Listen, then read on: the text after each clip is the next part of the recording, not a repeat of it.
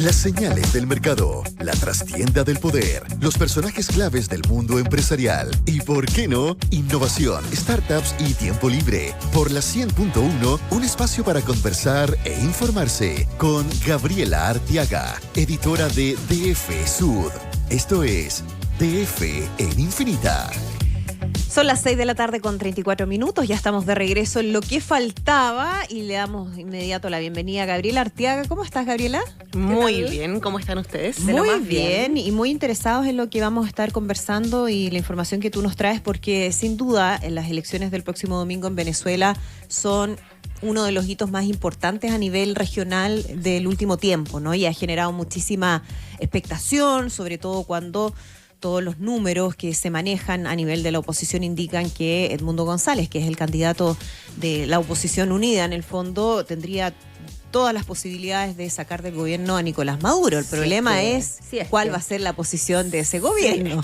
Exactamente, toca decir algo clave, si es que. Claro. Y sin ánimos de ser ni muy pesimista, ni de ubicarse en uno u otro bando, hay que reconocer, y creo que hay una situación clave que pasó recientemente en las horas hoy, que tiene que ver con el expresidente de Argentina, Alberto Fernández. Exacto.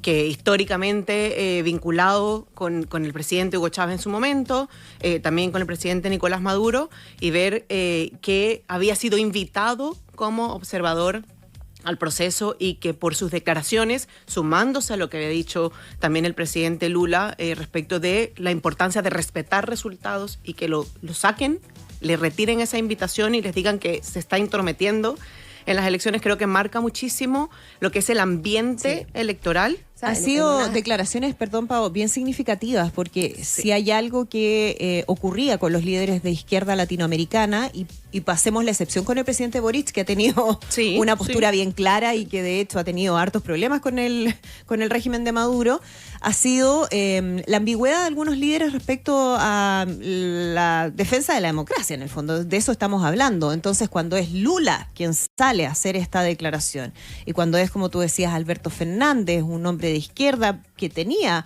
vinculación con el gobierno de Maduro, al menos no tenía problemas de relaciones, da cuenta de que algo ha ido cambiando de lo que habíamos visto en otras elecciones presidenciales. Completamente, el ambiente es el escenario es completamente distinto.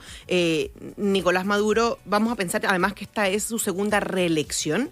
Él llegó en 2013 cuando muere el presidente Chávez en su momento, queda él al mando en el fondo, se van unas elecciones donde gana por muy poco, pero gana. Exacto. Más allá de que las elecciones hayan sido o no manipuladas o lo que sea, gana las elecciones, y después viene otro proceso, 2018, donde no hubo participación prácticamente de la oposición, y queda Nicolás Maduro, que además fue a nivel global considerada como una elección fraudulenta y que no era reconocida. Y de ahí viene todo el proceso que ustedes bien conocen con respecto al quien fue en ese momento presidente de la Asamblea Nacional, uno de los grandes triunfos de la oposición. Y lo que se piensa en este momento es que es el momento, el impulso para que vuelva a llegar la oposición al gobierno. Todo parece indicar, las encuestas parecen señalar que efectivamente Edmundo González, diplomático de carrera, que llega además sorpresivamente a esta contienda, porque viene después de que ha sido inhabilitada María Corina Machado y su sucesora, claro, que es quien pudiera ganar. Ahora, lo que decían al principio, ¿lo van a dejar ganar? Eso es una cosa. Hay que tener muy claro que el Consejo Nacional Electoral está liderado prácticamente por personas afines también al Ejecutivo, al régimen, al gobierno. Pero además uno podría imaginar un escenario hipotético en que, reconocen que ganó, hipotético, pero si tú sigues teniendo a todos los poderes del Estado cooptados, entonces un presidente podría bien transformarse en una figura decorativa y casi de limpieza de imagen, ¿no? Así es. Ahora, estamos viendo este cambio, estas posturas y este llamado desde la región, que verlo desde presidentes un poco de izquierda es distinto a lo que habíamos visto en las elecciones anteriores. Sí. En ocasiones anteriores veíamos un movimiento muy fuerte desde la derecha, pero no habíamos visto figuras de la izquierda involucrándose en esta discusión. No hay observación electoral tan reconocible o tan respetada, ¿no? Va la Unión Europea. Porque los invitaron y luego los desinvitaron. Y además desde hace muchos años que la Unión Europea está en que sí y que no, va el Centro Carter de vez en cuando y van organismos muy puntuales invitados por el Ejecutivo. Pero recuerdo las coberturas electorales, encontrarte observadores era súper difícil y se supone, por lo que se ha dicho últimamente, la oposición parece finalmente haber armado una estrategia que se viene hablando desde el año 2002. Exacto. De tener una real presencia. Unidad. Sí, unidad y real presencia en los centros de votación, en los lugares más remotos de Venezuela, un país sumamente grande en territorio, difícil de llegar a muchas zonas y que efectivamente haya presencia para velar por esos votos, que si bien es un proceso electoral automático, lleva también un proceso de conteo manual o un respaldo manual y eso es ahí donde está la clave y eso no se ha respetado antes. Ahora, Gabriela, tú vas a coincidir conmigo en que si realmente, y estoy poniéndome en un escenario hipotético, pero si es que realmente desde el gobierno de Maduro quisieran manipular todo, pueden manipular todo. Completamente. Además, hay que recordar que en un momento, ya se me va un poco la fecha, pero la empresa que se encargaba, o hasta, no sé si todavía sigue, pero que estuvo al frente de las votaciones, encargada del proceso digital, reconoció que los datos podían ser manipulables. Imagínate. O sea, entonces, ¿qué más claro? Claro. Ahora, también hay otro contexto. En el momento de las elecciones previas de Hugo Chávez, de Nicolás Maduro al inicio, la economía venezolana estaba en otro contexto completamente distinto. Sí. Durante las elecciones, durante el proceso o el gobierno de Maduro, se ha visto una de las crisis económicas más fuertes de la historia del país, una caída del Producto Interno Bruto del 80%. Mañana van a leer más detalles sobre la industria petrolera en Diario Financiero, pero estamos en una producción de alrededor de, dependiendo de las cifras y de cuál sea la fuente, entre 780 y 890 mil barriles diarios. Mantención de las De todo. centrales y De todo. y Inversión. Se ha perdido todo. Mira, inversión, mantención, mantenimiento. gestión. sí, todo. Recuerden que en el 2002, cuando se da la gran huelga general de diciembre de 2002, que duró hasta enero del 2003, que era una huelga general a la que se suma la industria petrolera, que se paralizó por completo, Hugo Chávez despide a 23.000 empleados de la industria y reemplaza con personas militares, cercanas sí, y claro. militares. Entonces, quienes quedan a cargo de la industria no son específicamente los más, no todos, no vamos a hablar a generalizar, pero no son personas completamente aptas, O sea, idóneas para esto. PDVSA ha sido utilizado como un botín. Claro, y ellos se pusieron y se han repartido y se los repartieron, ¿no? Estamos hablando de millones y millones de dólares que se reflejan ahora en la situación en la que están. Está revisando las últimas declaraciones del fiscal general de Venezuela, del que hemos hablado harto a propósito también de cómo él interviene con declaraciones sobre el caso GEA y entra ahí en una tensión con el gobierno chileno, que dice que el que adelante resultados será detenido. Ya están haciendo algunas advertencias a propósito de estos conteos y la presencia de la ¿Y leíste oposición. lo de la manzanilla? ¿Cómo fue?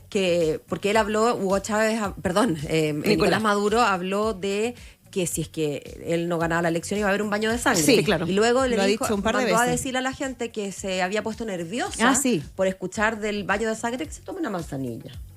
Bueno, eso viene también de histórico de los presidentes que hemos tenido de mandar a comer dulces cuando no te agrada algo.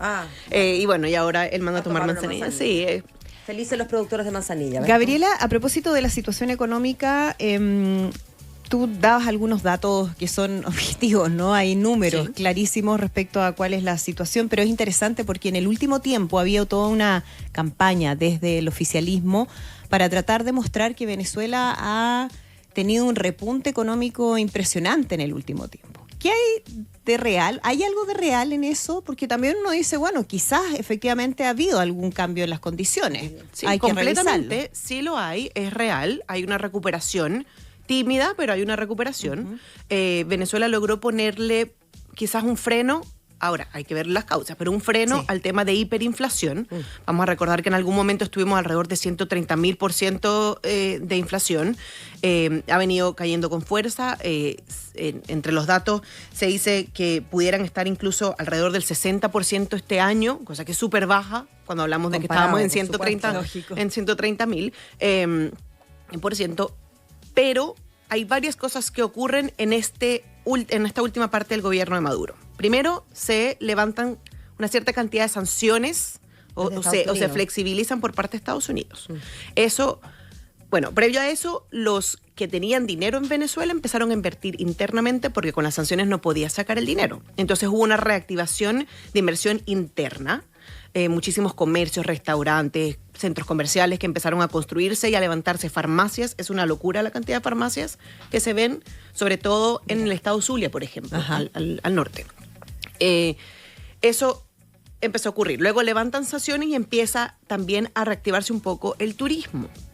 Y otra de las cosas que viene ocurriendo es que la economía, sin ser de manera oficial, se dolarizó.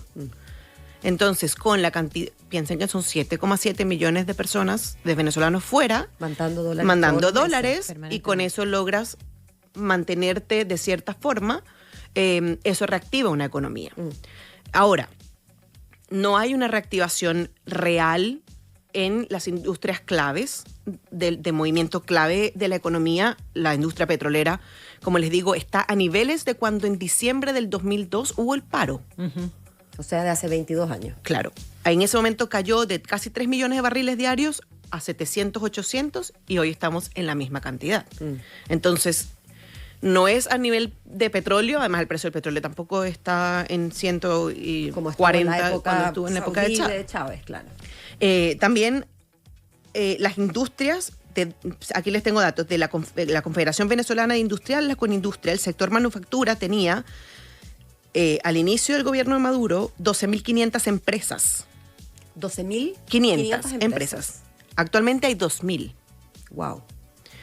Nosotros también tenemos una nota que publicamos ayer de las empresas que se han ido solo durante la última década, que es en teoría el gobierno de Maduro, y estaban en 24 las empresas que se han ido, solo en estos últimos 4 años. Pero lo cierto es que, claro, esta reactivación nos permite haber dejado de ver estas imágenes que nos llegaban, Andrea, por tanto tiempo, de gente famélica, de gente, no digo que la situación esté boyante, claramente, pero cuando nos enterábamos, por ejemplo, de los cortes de luz, que las morgues ya no tenían cadáveres, que se estaban descomponiendo porque no había luz para mantener los frigoríficos de las morgues, cuando se empezaron a morir los animales del zoológico por inanición, o sea, había ya cosas que realmente recordaban como a las noticias que en algún momento uno recibía de la África subsahariana, ¿no? De Somalia, de Etiopía en su momento, estoy pensando en los 80, claro, de hambrunas que realmente no se habían visto en América. Ahora, ¿qué ha pasado también? Que se ha ampliado muchísimo más la brecha entre los que tienen capacidades económicas, clase media, que es sumamente amplia hoy en día y que no tiene con un solo sueldo para mantenerse. Un sueldo puede estar de $40 mensuales, ¿ya?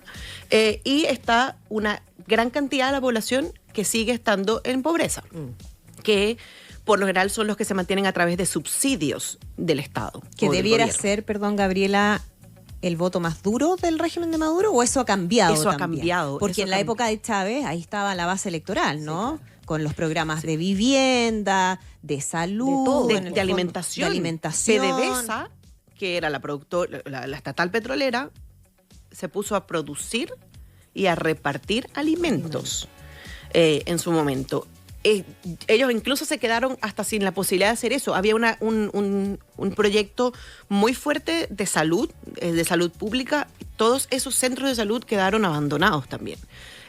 Pero hay una gran cantidad de población, yo no me conozco exactamente el porcentaje, pero que sigue sin tener acceso a muchísimas cosas y que hoy tampoco tiene la ayuda del Estado. Claro. Y que esa gente probablemente sí lo está viviendo, pero no lo estamos viendo tanto.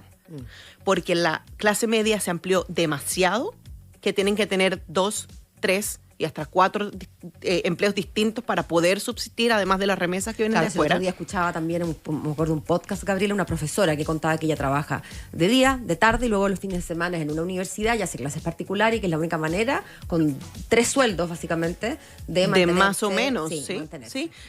Bueno, uno como periodista se relaciona más quizás con periodistas, pero tienen hasta 3 y 4 trabajos, uno en radio, uno como corresponsal de medio extranjero, Claro. El otro para alguna revista o medio local y de repente algún emprendimiento. Claro, ¿Ok? para lograr cubrir, sí. hacer lo un sueldo básico, claro, que permita vivir a la familia. Sí. Entonces, la realidad es que esa gente que se empezó a quedar sin la ayuda del Estado, sin ese soporte, ha cambiado también la forma de pensar. Y lo hemos estado viendo en las coberturas de las campañas electorales, cómo han intentado llegar adeptos al gobierno a hacer su campaña y les cierran la puerta en la cara y les dicen, no queremos escuchar lo que ustedes nos vienen a decir porque estamos cansados, porque lo que yo estoy comiendo es ni siquiera una arepa. Claro. Y esa gente, el tema está en cómo logran movilizarse o no a los centros de votación, si tienen el acompañamiento, si cuando ingresan... Se van a sentir tranquilos para poder votar en la privacidad de lo que uno Claro. supone es la cámara secreta, como podemos votar acá, en que claramente uno se siente, y en buena hora, con la libertad completa de anular el voto, de votar por quien quiera, sin que nadie esté mirando ni molestando, pero eso que damos por sentado en Chile es algo que... Es algo que ya que no, ya no, que desde hace claro. muchos años no, y ha habido muchísima presión además con el acompañamiento electoral, gente adapta al gobierno que dice yo te acompaño hasta el lugar de votación y vamos a decir que tú necesitas asistencia. Imagínate, la presión indebida. Muchísimo. El descaro. Y más temprano hablaban del el tema de las encuestas y de los resultados a boca de urna. Eso no existe desde hace muchos años. Lo que se sabe es muy bajo cuerda y por supuesto tampoco se termina relacionando con el resultado final. Pero además basta decir que en la cédula, en la física, digamos, en el voto, entiendo que la fotografía, porque además quizás esa es una buena práctica, acompañar el nombre con la fotografía para que la gente haga más... Pero la fotografía del presidente actual, de Nicolás Maduro, aparece 13 veces. Dije 13. Sí. O sea, 10 más 3, no 3. Pero ¿por qué tiene que aparecer más de una? ¿No? Pero no 2, no 3, no 4, no 5, no 6, 13. Es un tarjetón electoral inmenso. Que sale una foto y una foto y otra foto y otra foto. Yo no sé si es la misma foto. Trate de encontrar a Wally, Claro. al otro. Yo no sé si es la misma lógico. foto que aparece 13 veces o es una vestido de civil, otro vestido de... es exactamente la por si uno misma. se ok, confunde. claro. Es exactamente la misma y abajo lo que está es como el nombre del partido político en el fondo que te respalda. está apoyando. Como él no está yendo como del PSV, por ejemplo, Ajá. entonces no es una sola, entonces va por cada partido que te apoya y en el caso de Edmundo, como es el candidato... A él sale 3 veces, Claro, entiendo, y como es el candidato de la unidad, va con la unidad.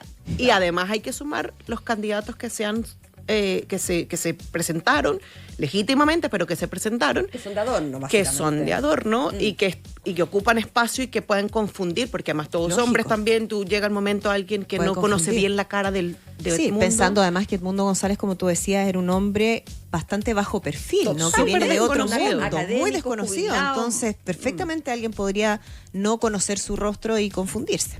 Y hay uno de los candidatos que se parece a Edmundo, pero mucho más joven, que es un candidato de oposición, que fue por años líder de la oposición y de repente Aparece dijo ahí ya en- no más, ahora estoy por el gobierno y ahora me lanzo yo también. Imagínate. Oye, vamos a tener harto que comentar, ¿ah? Porque, bueno, pase lo que pase, ojalá sea lo mejor, obviamente, para Venezuela, pero va a ser muy noticioso, así que esperamos tenerte en otra oportunidad, Gabriela. Muchísimas gracias. Claro que sí, muchísimas gracias a Que estén ustedes muy y les voy a bien. dejar solo una cifra, Ya. nosotros que nos encantan las cifras, Eso. les voy a dar una cifra en la que estemos bien atentos este domingo. El gobierno jamás, ni siquiera cuando Chávez, han sacado más de 7 millones de votos. 7 millones. nunca 7 sacamos millones más. 600, Ya. pero no han llegado a los 8 No han millones. llegado a los 8. La meta de Chávez siempre fue llegar a 10. Hay 7,7 millones de venezolanos fuera de Venezuela y de esos solo votan, si no tengo mala cifra, alrededor de 600.000.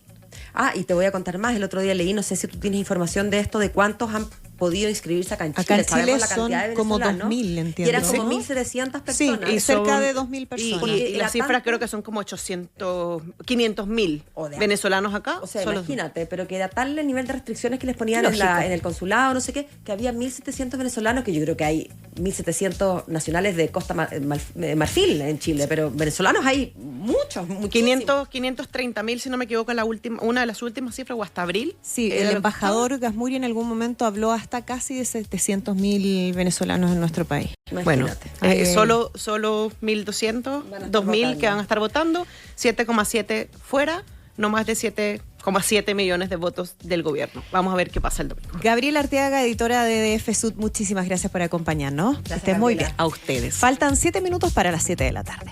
Esto fue DF en Infinita con Gabriela Arteaga, editora de DF Sud. Un espacio para conversar e informarse por la 100.1.